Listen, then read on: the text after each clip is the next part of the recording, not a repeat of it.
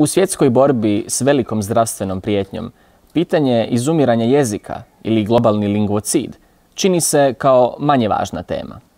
No gledano unatrag, činjenica da izumiranje jezika trajno siromašuje sveukupnu ljudsku baštinu nije bila na vrhu popisa ni institucija, ni različitih interesnih sfera. Da je kastavsko-liburnijska čakavština među njima, potvrđeno je provedenim anketnim ispitivanjem s ciljem stjecanja uvida u poznavanje i uporabu čakavskog narječja osnovnoškolskih učenika u lipnju 2019. godine na uzorku od 240 učenika od 1. do 8. razreda osnovne škole Milan Brozović Kastav. Rezultati su pokazali kako je čakavski materinji jezik tek petini ispitanih učenika. Trenutni vokabular čakavskog govora nije na zavidnoj razini, čak ni kod učenika kojima je čakavski govor materinji. Nažalost, ove činjenice ne govore dobro o budućnosti našeg čakavskog dijalekta, jer je lingvistička činjenica da jedan jezik zauvijek nestaje kada ga djeca ne govore i ne uče. Projekt 27 susjedstava, osmišljen i kreiran pod zastavom Rijeka 2020. Europska prijestolnica kulture, vođen je snažnom željom i potrebom da se ovom problemu progovori, ali i da se djeluje. Susjedstvo Kastav je nastavilo te dodatno razvilo neke od svojih aktivnosti koje dugi niz godina udruge i pojedinci provode uz potporu grada Kastva.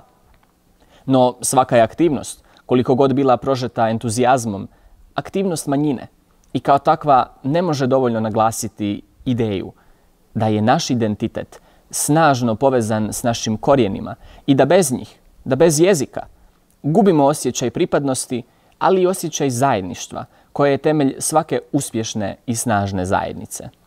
U tome je nužna i potrebna potpora različitih sudionika. Stoga upućujemo svoj apel i molbu za očuvanje ne samo svoga, nego i svih dijalekata našega hrvatskoga jezika.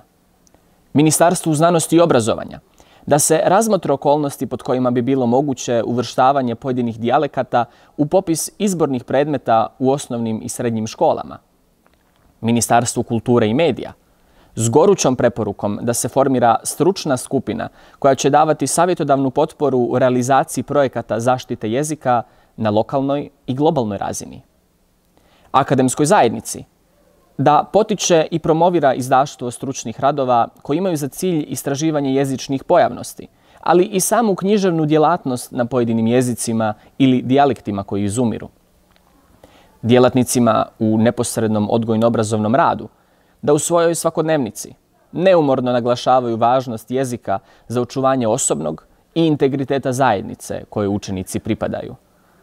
Obiteljima izvornih govornika da ustrajno čuvaju i prenose svoj jezik kao materinski mlađima, usađujući im osjećaj zajedništva i pripadnosti.